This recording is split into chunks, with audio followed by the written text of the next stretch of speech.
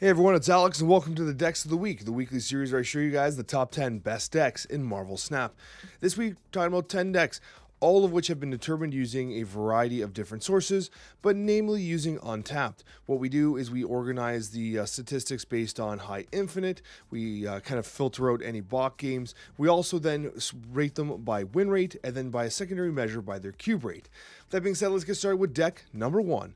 And it is going to be Shuri. Now, this one here is a brand new deck. The first two decks we're talking about are just jumping into the meta, like literally as of the last couple of hours, so our data set is somewhat limited for these first two. However, I want to show them to you because I thought they were interesting and perhaps interesting ways to kind of, we'll say, counterplay the meta a bit.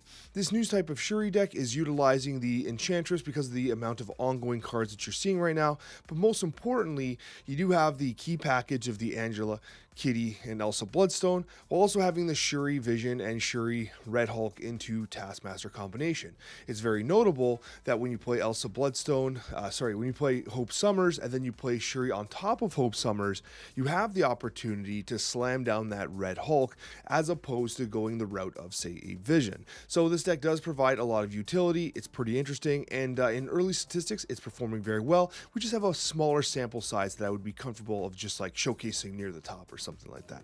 As it takes us to the next deck, which is also another one that is just starting to rise a little bit. And again, we have a limited data set for as of time of recording due to the hot locations and stuff like that. What I will say though is that C3 looks like it has some potential. The change to US Agent is very significant because of the Hela meta. You're seeing a lot of Hela. Hela is probably the most popular deck being played right now. It's not necessarily the highest win rate. It's amongst them. We'll talk about it shortly. But the use of US Agent is actually pretty beneficial here. Conversely, if you're able to throw Initiative, which is somewhat difficult against Hela at times, the Valkyrie is a very good closing play, which allows you to ensure that no matter what they play there, the Infinauts or whatever, just get dropped right back down. Just beware of Red Hulks that can tick up at the end of the turn. Ultimately, the deck is pretty damn interesting. Cerebro decks have the complicating factor of basically being reliant on positive locations, and this deck here does not have too much location, it doesn't have any location correction style cards, so you are playing a bit of a risk there. But in terms of the current meta, it's one of the better performing Cerebro based decks.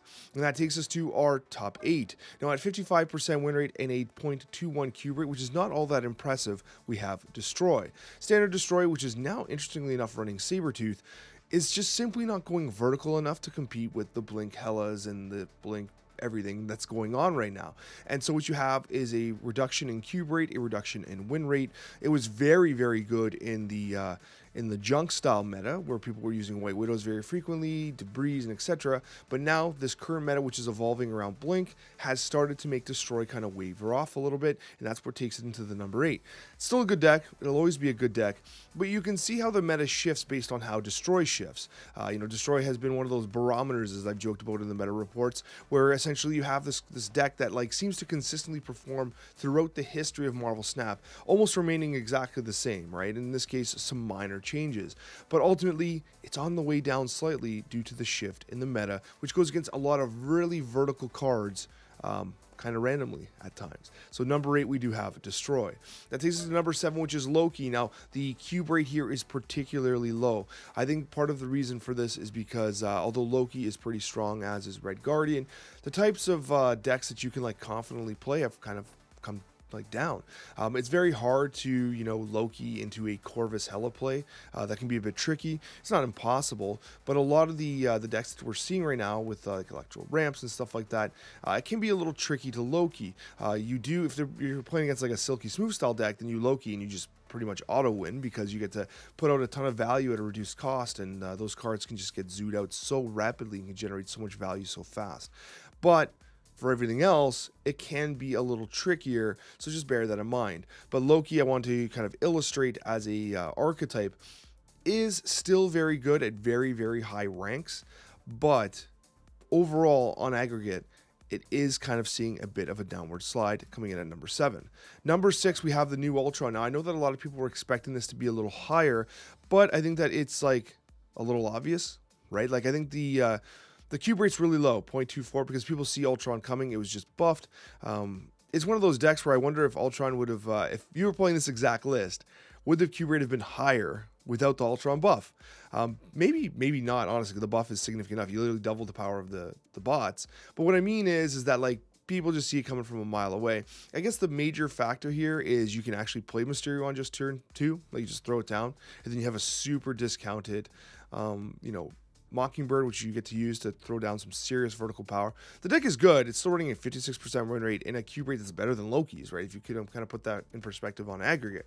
But I think people were expecting this to be like the top performing deck of the week, and it's not. It's performing just fine, but we'd like to see decks that are above the 0.30 cube rate mark. I think that's kind of the testament to a very good deck. This deck is novel. It's fun because you haven't played Ultron in a while, but I doubt you're sticking to it for the long haul. That takes us to number 5, which is the Junk Lockdown. This runs a 58% win rate. Now we're into the 0.30 cube rate, which I just talked about being kind of the metric you want to reach for when you're trying to get a deck to take to infinite or kind of rank up. And I like this deck a lot because what it's using is using that Professor Rex. I do like the utilization of Cannonball here. Dr. Octopus is very disruptive. We're seeing variations of this style deck running Dr. Octopus and US Agent as well. So, like, there's a lot of really interesting things happening in the meta right now. The deck is just good. I don't personally like playing Titania, but the stats don't lie. Titania does make this deck better, especially when you play Titania into a Green Goblin and both of them jump onto the other side. It's pretty interesting, especially since the Goblin, with that combination, you can just completely lock out their location. When they had 2 slots remaining, they might not have expected that. So I do think that this deck has a lot of potential, really interesting, somewhat difficult to pilot. And of course, the Doc Ock will somewhat tilt you because, well, there's no Shang-Chi in this deck, so sometimes Dr. Octopus will just completely clap your cheeks. That takes us to number 4, and we have Blink Hella. Now, this was my preferred deck of the week in terms of just overall fun and the deck that I would recommend people play. It's not necessarily the highest statistically, 58% win rate, but in a great cube rate at 0.41. It's just great, and this is a very... I didn't play Black Cat in my version, but, I mean, I loved playing Blink Hella. I thought it was a very natural way to play Blink. I think Blink has been extremely disruptive, extremely good. It's proven to be an excellent card, and this deck just works. It just works, and I think it has the superpower of keeping people in games where, like, you're against a Hella player, and they kind of see the board, and they're like, I'm in a high roll, and then, like, they lose to Infinon Giganto landing exactly where they had to land, right? A lot of RNG here. It's not as interactive for your opponent, which I think can be frustrating, and it's very susceptible to leech. I think that's kind of one of the reasons why you're seeing leech so often to counter decks like this. But regardless, a very fun way to play Marvel Snap right now, as long as you're not the person playing against the Hella. And talking about leech, we have the first leech deck, and it's performing exceptionally well at a 58% win rate in a 0.59 cube rate, and this is essentially a very similar deck to the other Cannonball Doc Ock deck, except you're running the US Agent, as I aforementioned. Nocturne's in this deck as well. We have the Luke Cage, and we have Blink. So once again, you can leech on turn 4. Sorry, you can blink on turn 5. You're guaranteed Red Hulk. Now, the issue with this deck is that you're not guaranteed Red Hulk, you're guaranteed Cannonball, Doc Ock, or Red Hulk. The issue with this deck, once again, is no Shongers, so sometimes Doc Ock can kind of sting you a little bit, especially when, like, other players are playing lots of large cards. There's a lot of Hella players, and, like, you might, leech and then bring out Doc Ock and just pull all their leeched Gigantos and, stuff like that onto the board, which can be a little frustrating. If I were to try to modify this deck, I would try to find a way to squeeze Shang-Chi in there, but I understand this is currently what the meta and what the statistics show as being one of the top performers. Regardless, I think that Leech is just a cube stealer. I think Leech is just killing a lot of these greedy decks that are happening right now, so that's why you're seeing this one perform so well at number 3. When we go to number 2, we have a new version of Anti-Destroy. Essentially what you have is the Annihilus package with Death, Killmonger to actually, like, feed the Death's mana discount. Mana discount. You can tell I'm tired.